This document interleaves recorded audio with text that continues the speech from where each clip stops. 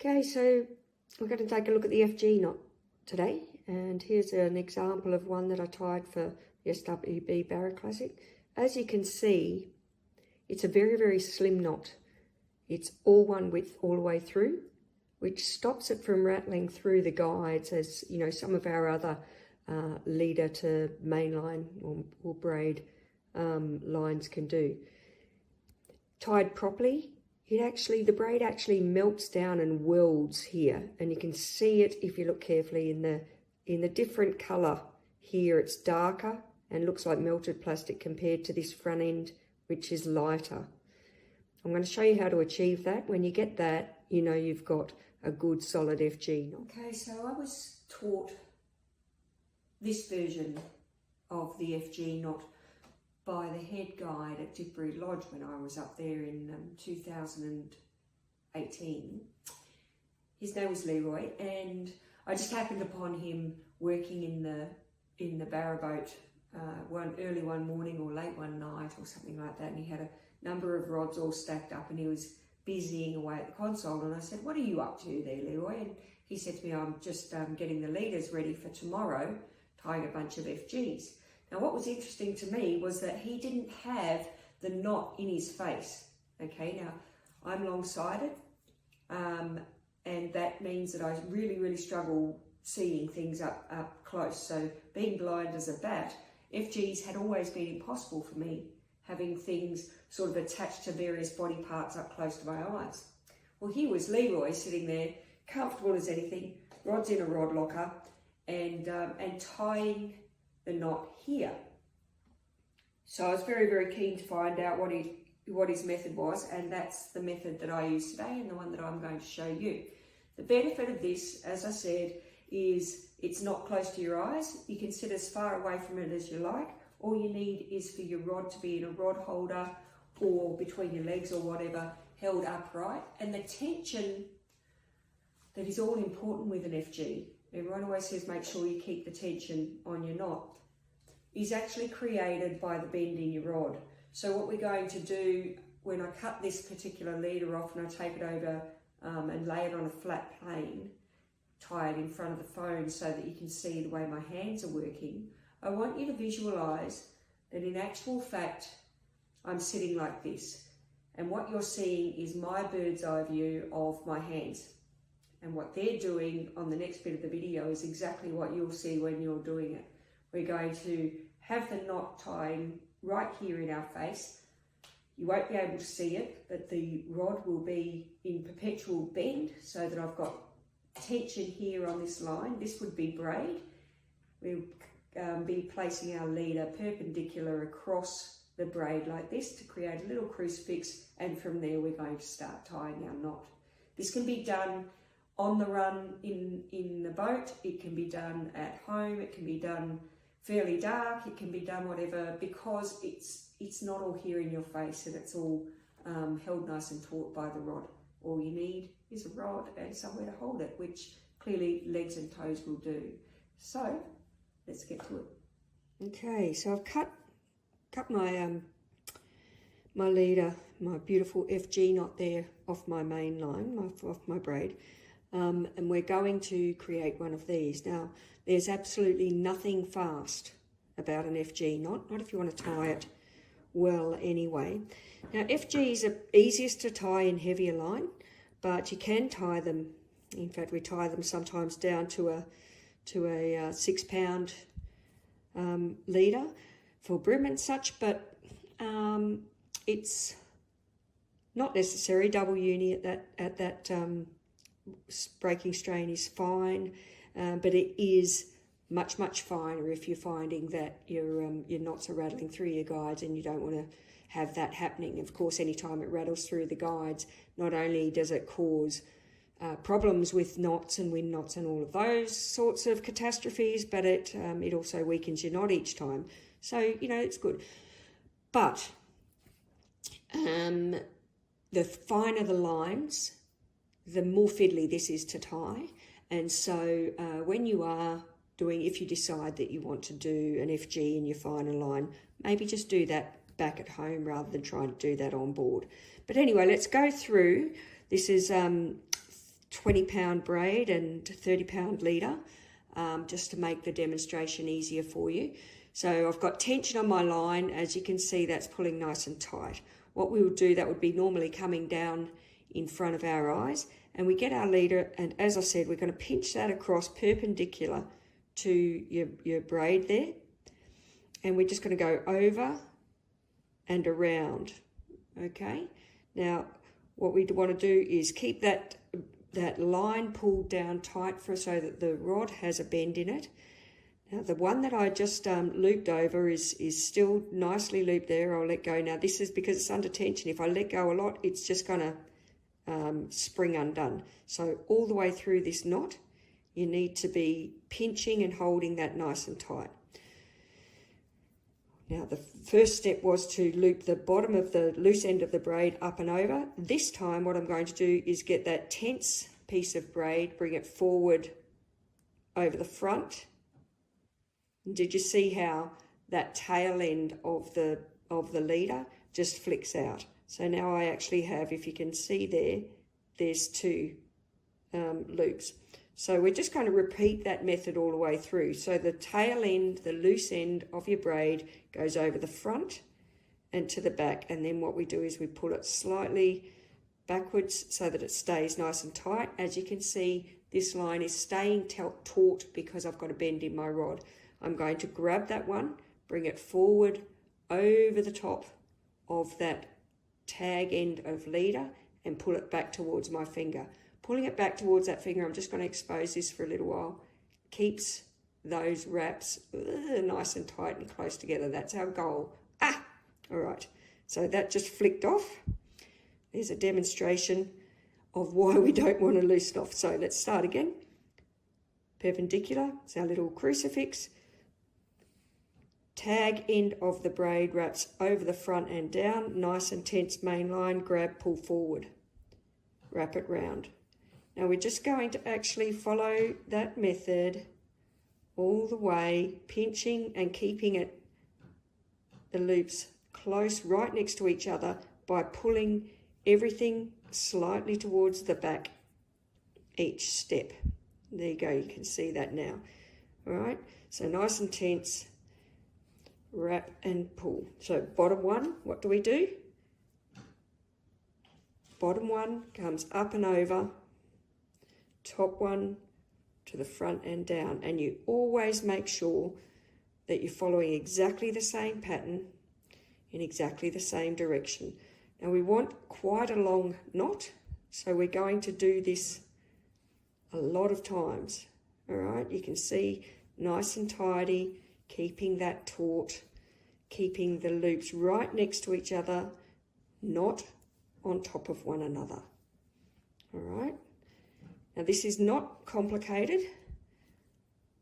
It's a process and it's easy to remember, and you will get into a rhythm. It's kind of like finger knitting at school. I'm just going to hold this here and so that we can show. All right, let's see if I hold that like that. Can I zoom in a bit and keep focus? How's that looking, girls? Right, keep going. Oh, bit dicky there, looking through the camera instead of at my fingers. All right, so I'm getting towards the end of my knot now. Now, those wraps are all in place, okay? Just going to finish it off with one more of those. There it is. Just try and bring you...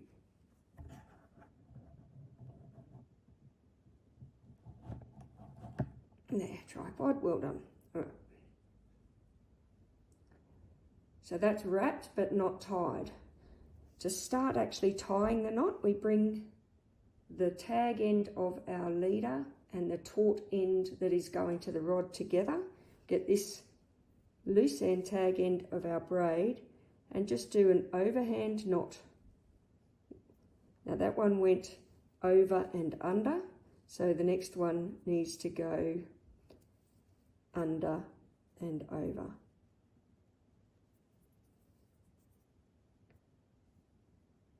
All right, so that's just two of those. pull down nice and tight. Now, that is now able to be shown off. I'll bring it up close and hopefully it can focus. How's that look? Pretty neat and tidy. Now take a look at that, because at this point in time that hasn't been stretched and therefore it hasn't started to weld. But what we're going to do now, come back into focus. What we're going to do now is lubricate that with our saliva, and then we're going to pull this main line against this main line. So excuse my head for a minute. All right, so we've got saliva, we've got a lovely tight knot. It won't let go at the moment, but you wouldn't fish with it. I'm going to pull the two main lines together. And what we should start to see as we pull these down is a welding. And you can see it starting to happen there already, in that this end here is thinner. Where am I? This end here is thinner and darker.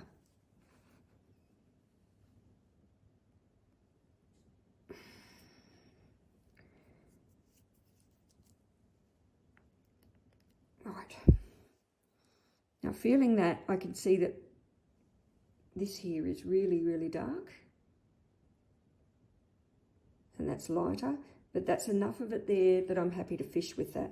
So what I need to do to finish it off is those half hitches, and we need quite a few of them. All right, just belt and suspenders. So this one's coming over the two lines and through behind.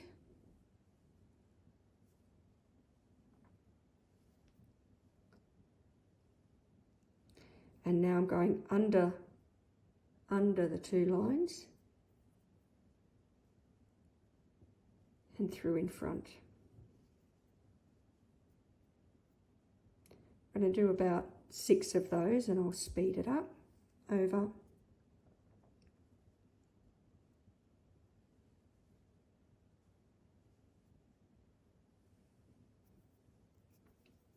under,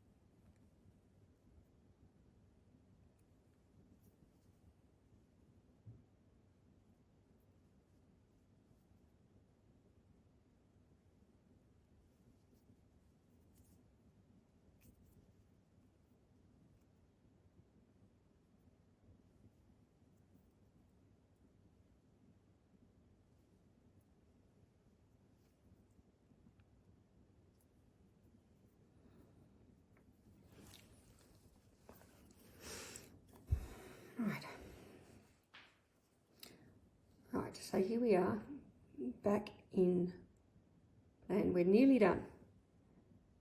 We have, let's see if we can stay in focus.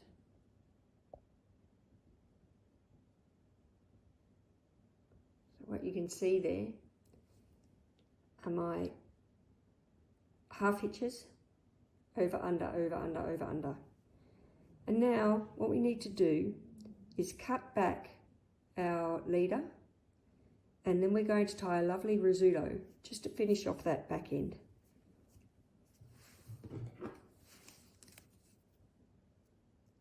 Now don't make the mistake of nicking your main line with this. Just slide up to, right up to your knot.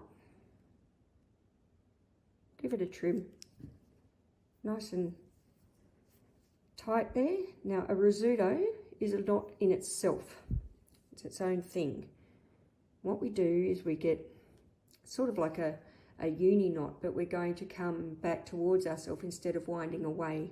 Instead of winding away from the knot, we're going to come forwards to ourselves. So we simply wrap the line around. I'll just give myself a little bit more vision there. Now wrap this tag end around the main line about 7 times, back towards the knot. It's 2, 3, 4, 5, 6, 7. Now, you can see there, as we come down, it's going to just wrap around itself. Just keep pulling that loop away so that it comes down really nice and tidy against each other, each loop wrapping next to one another, but by pulling this main loop lengthways away from the knot that we're forming, we stop it from bunching up. And what we end up with when we get there is a beautiful little cone-shaped tip at the end of our knot. And then all I'm going to do, I'm going to pull that down tight and then trim this off.